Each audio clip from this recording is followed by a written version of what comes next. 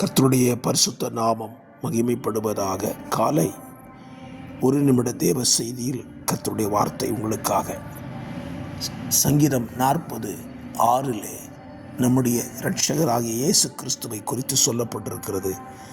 பிதா விரும்புவது பலியும் காணிக்கையும் அல்ல. அப்படியானால் எதை விரும்புகிறார்?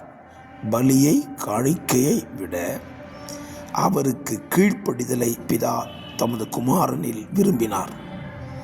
ஆகவே பிதா விரும்புவது பலியோ காணிக்கையோ அல்ல, அவருடைய சத்தத்துக்கு நாம் கீழ்ப்படிவதை விரும்புகிறார்.